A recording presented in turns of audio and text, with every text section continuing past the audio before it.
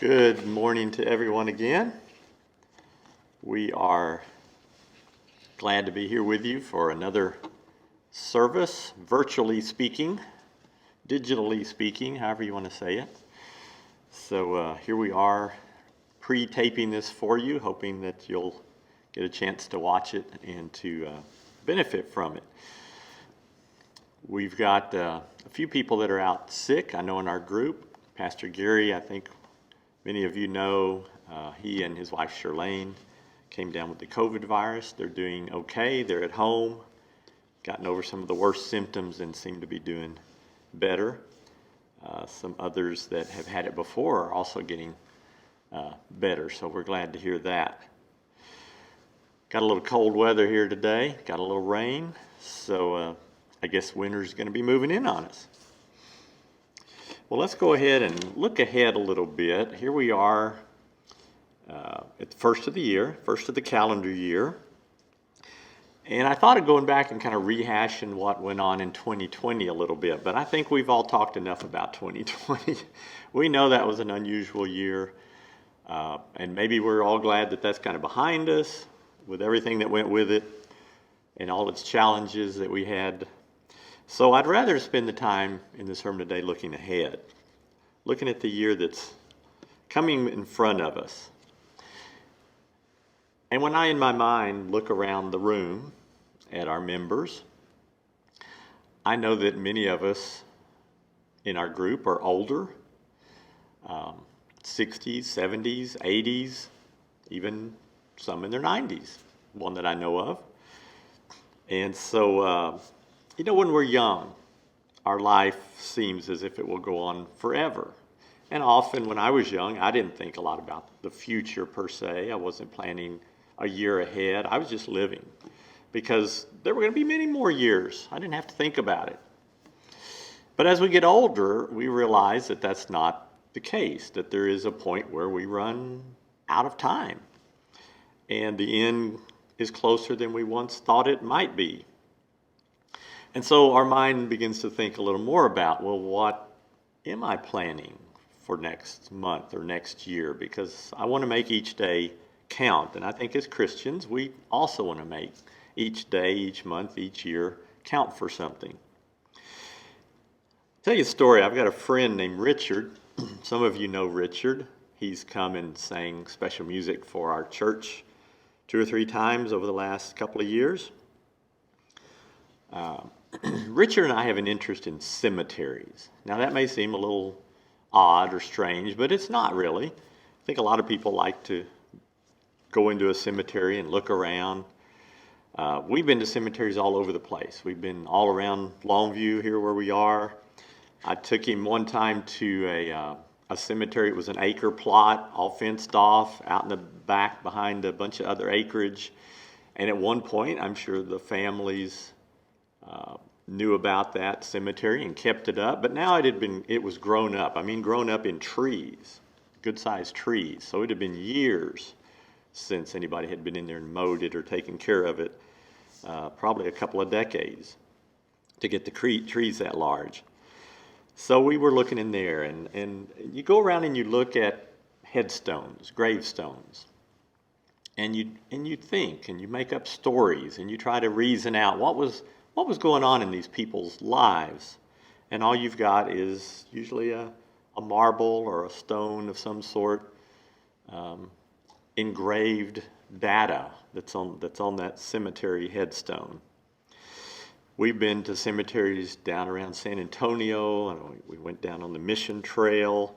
We've spent our anniversary one time with Richard and his wife in Hawaii, and we perused cemeteries in Hawaii, and that was some different stories that you can imagine from an island like that.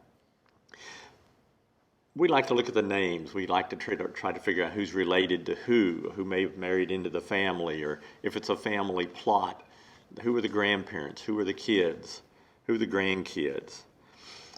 And you always look at usually the bottom of the headstone, but somewhere on there's going to be a couple of dates. There's going to be the birth date, and then there's going to be a dash, and then there's going to be the date of the person's death.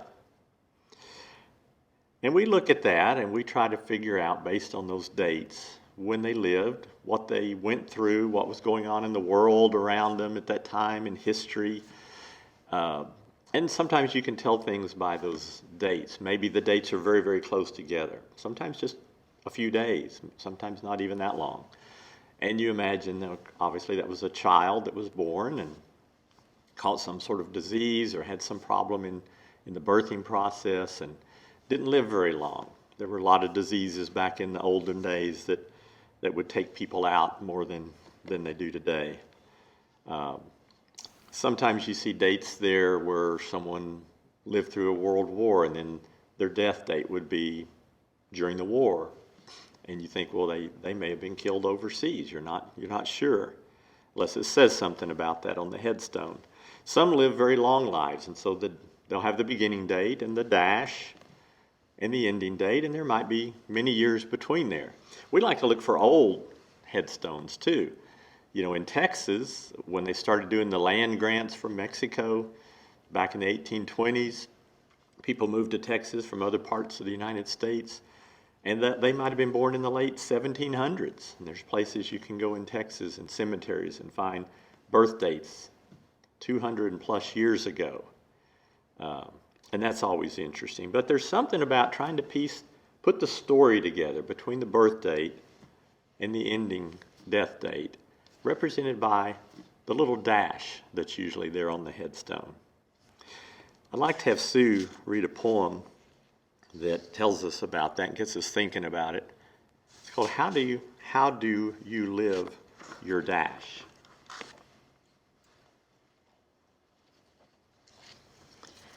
As Lee mentioned, the title of this poem is How Do You Live Your Dash?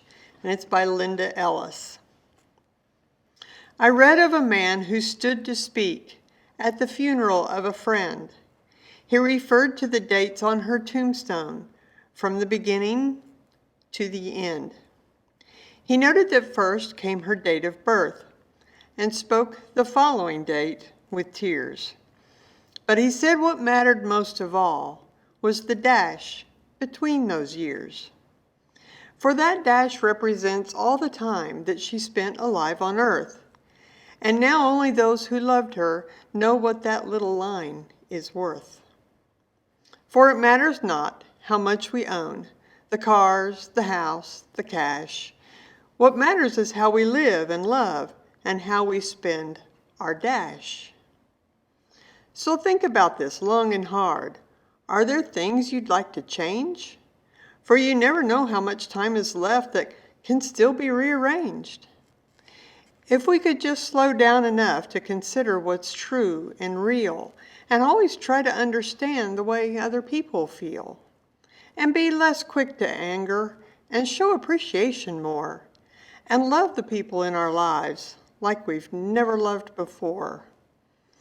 If we treat each other with respect, and more often wear a smile, remembering that this little dash might only last a little while. So when your eulogy's being read, with your life's actions to rehash, would you be proud of the things they say, of how you spent your dash?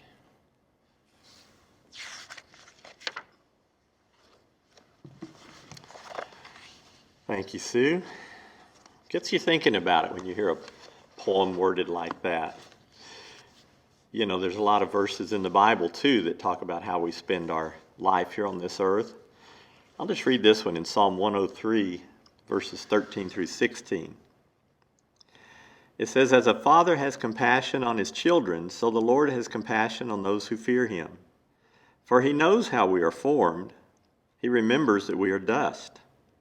The life of mortals is like grass. They flourish like a flower of the field.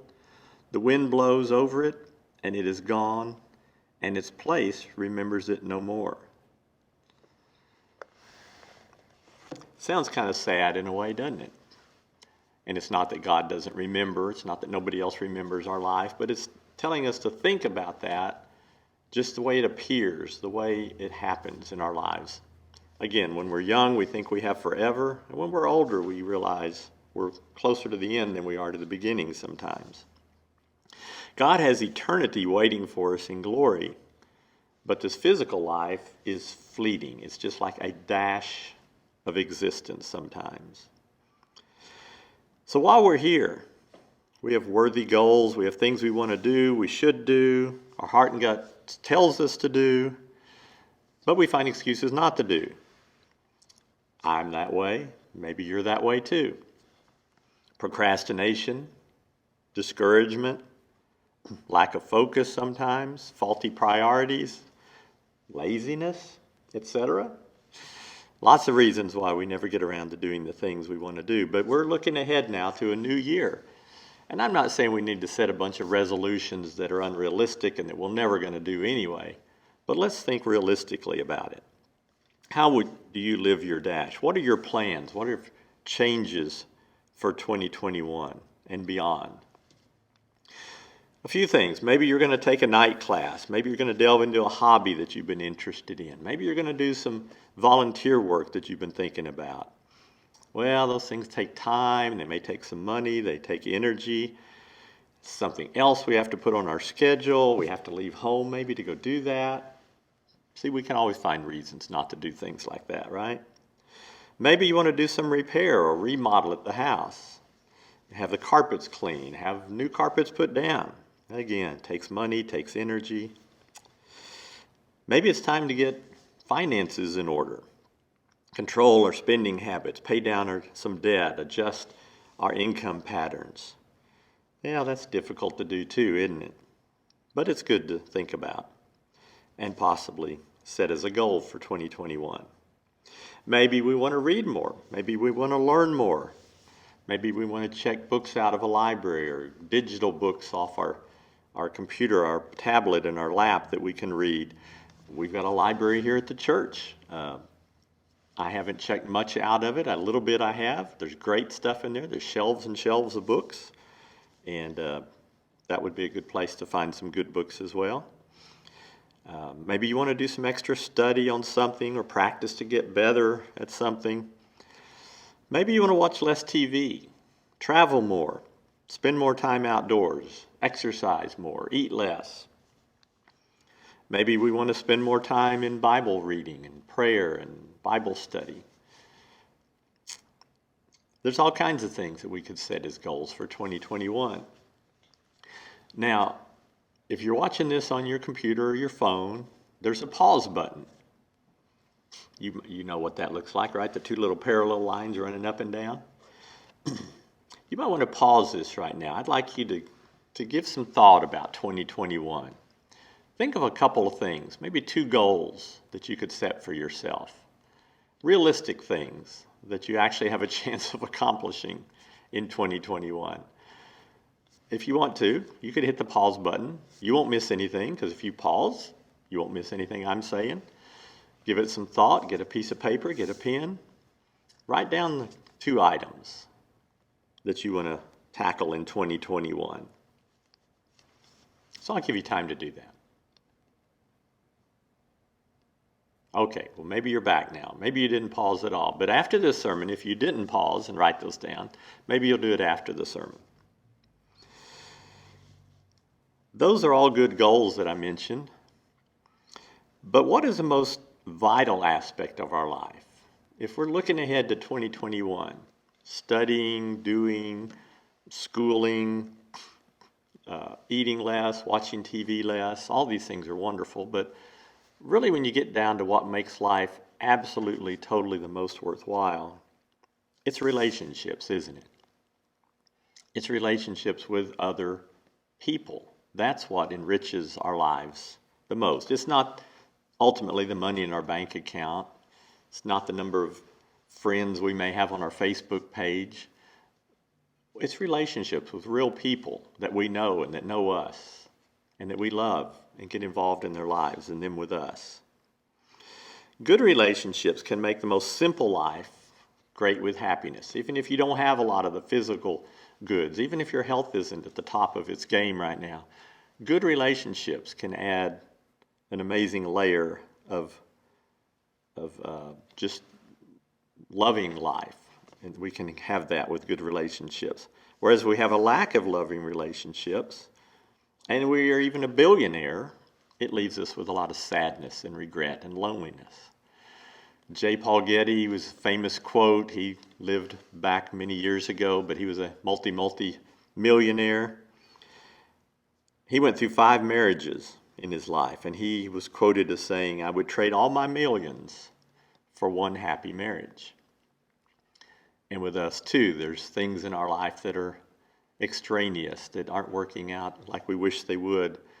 But relationships is something that we can really focus on, that we can have more control over.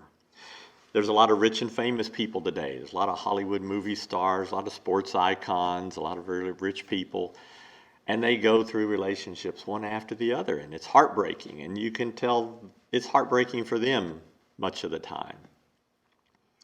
We don't want that in our lives. So in 2021, however you might word it, however you might tackle it, to have a goal to have a closer relationship with somebody or some bodies. Maybe it's a spouse, a child, a grandchild, a friend, a parent. Who could you have an improved relationship with in 2021? You know, if we look in the Bible, there's all kinds of examples of relationships in the Bible. That's an important aspect of most of the stories in the Bible. There's bad relationships.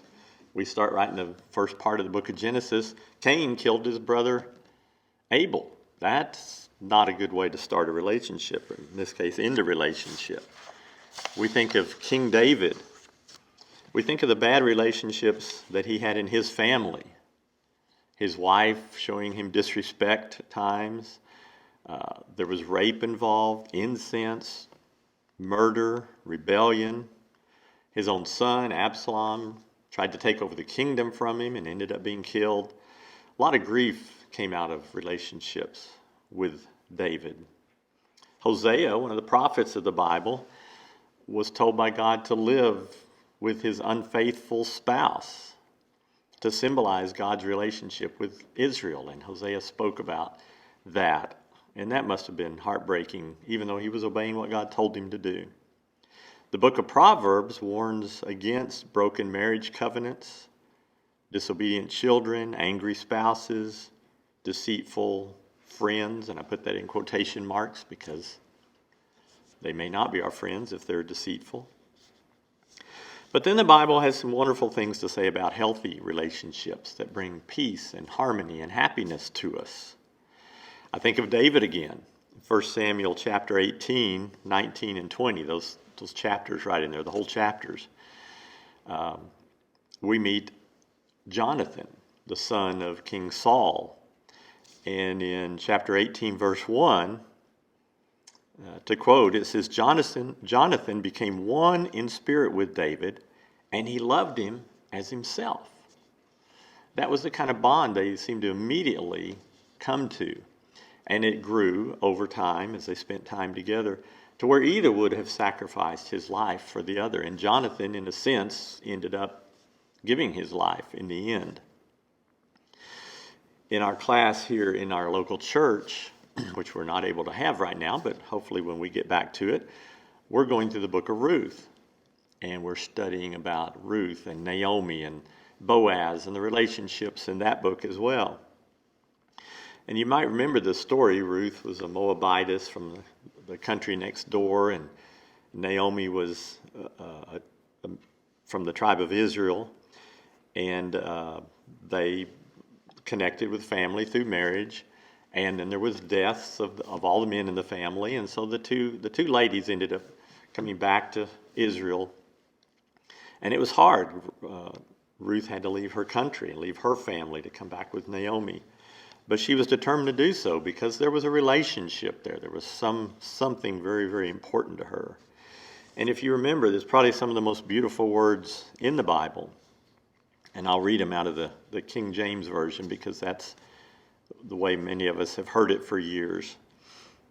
And it says, "Whither thou goest," this is Ruth talking to her mother-in-law Naomi, who Naomi had suggested that Ruth go back to her own people and let Naomi go alone back to her country. but Ruth would have no part of it because of their relationship. And so Ruth says, "Whither thou goest, I will go, and where thou lodgest, I will lodge. Thy people shall be my people, and thy God my God. Where thou diest, will I die, and there I will be buried. The Lord do so to me, and more also, if aught but death part thee and me." Pretty amazing words about relationship. Later in the life of Jesus, he had relationships with his disciples, some closer than others even within that 12. Apparently there were about 3 that he was very close to, and one that he was exceptionally close to, John. The disciple that Jesus loved is how John worded it. There was a special relationship there between them. Jesus had a special relationship with Mary and Martha and Lazarus, brothers and sisters. Enough so that when Lazarus died and when Jesus did not come and prevent him from dying, as the sisters thought he should have, that they were able to speak their frustration openly to Jesus. They actually blamed Jesus. And in that whole situation, the shortest verse in the Bible, but one with a lot of meaning, says that Jesus wept. And so there was an intimacy there in that relationship between those people. So among our goals, yours and mine, if we had a list and we called it things to do in 2021, I think we should put build and improve relationships with other people at the top of the list. This is something that I believe we can do at any age, at any condition, anywhere we find ourselves in life. Here's just a few thoughts. Do you have a spouse that needs more intimacy from you? Someone that you can open up your heart to, share your life dreams, communicate more openly, communicate more often about how treasured they are to you. I'm a married man, I have a wife, and I know that's a goal that's important because it seems like there's never an upper limit to that. You can always do more. Maybe we have siblings, other relatives, friends who need a fresh start with you. Maybe there's been something in the past that has divided you, has put some things asunder, and the relationship's not what it should be, not what either of you hoped that it would be. Maybe you're too busy with things of lesser value, and the relationship has gotten shunned aside. Maybe there's offenses that have happened, words that have been spoken, or things that were done in the past that need to be forgiven by you, by me, to restore that relationship, or at least open the door for that relationship to be restored. You know, in Matthew 5:23 through 24, it says to leave our offering at the altar and to go reconcile with our brother or our sister. Because we could be doing all kinds of wonderful works. We could have all the Bible study time in the world. We could be living for God, as it were.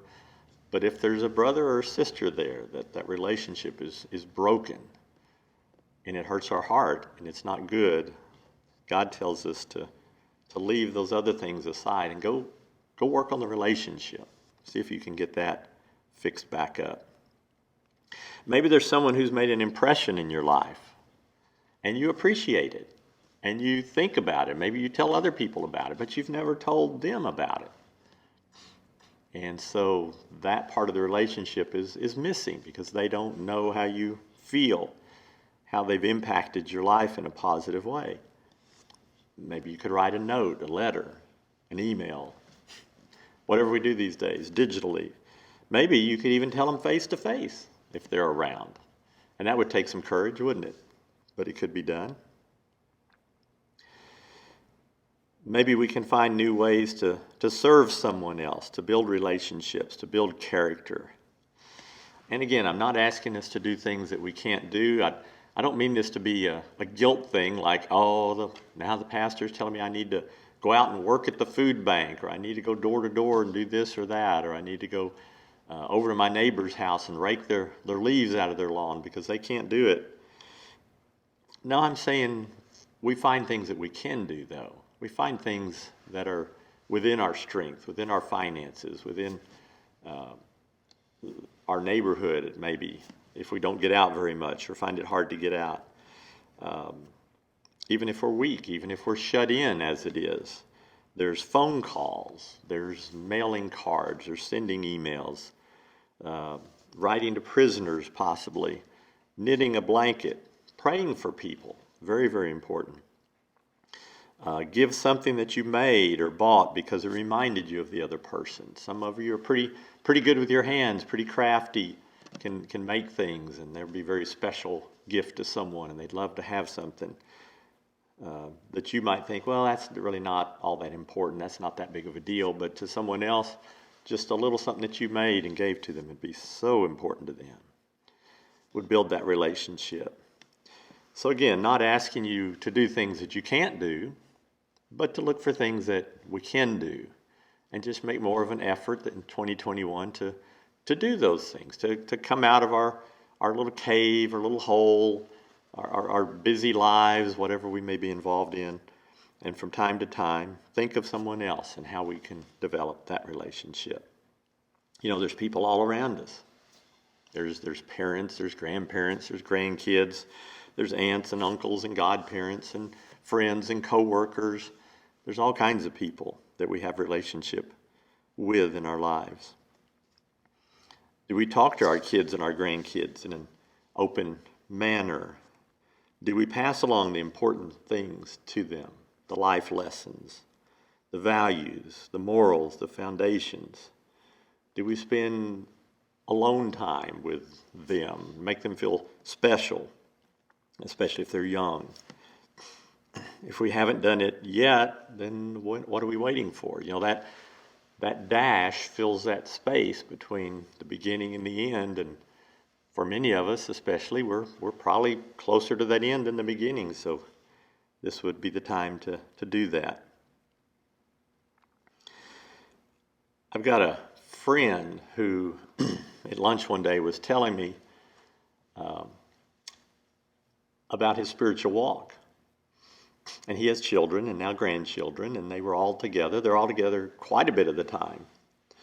And he was talking about one of his sons-in-law who was very outspoken about his Christianity, as it were, his values, and how he would pray for people. He would just stop if they were in a store and got talking to someone, and he'd say, well, let me pray for you about that, and so forth.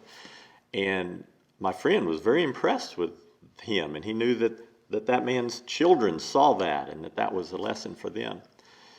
And my friend also felt much that way, but he just wasn't that out there with it as his son-in-law was. But he had those feelings on the inside, and he was very spiritually motivated and Jesus and Christ and God oriented in his life. But he had never really expressed that to his children and his grandchildren. He lived that quietly on the side, and then they would come together and talk and do other things. But he never really let them know that important part of his life. And I suggested that he would. And it would be uncomfortable for him, maybe for you too, but to actually just take an opportunity and let the grandkids know, let the kids know how important God is in your life, how important following his word and keeping the things that he says and how that affects our life and brings about positive results. That he loves the Lord would just be something he could communicate to the kids and be more open. Build that relationship in that sense. I think back at my own dad, who's now been dead for 12 years or so. But all the years growing up, all the things that he and I did together, a lot of things together, from sawing and splitting firewood to rebuilding the carburetor of the lawnmowers to going out running together sometimes. He built me a pole vault pit in the backyard, on and on and on, all the things that we would do. And even as I grew into a young adult and maybe wasn't doing all those things as much, we lived close together physically. And he and I would still stand out sometimes in the front yard. And I remember standing over under my basketball goal and standing there with our hands in our pockets. This is the way my mom describes it. solving the world's problems.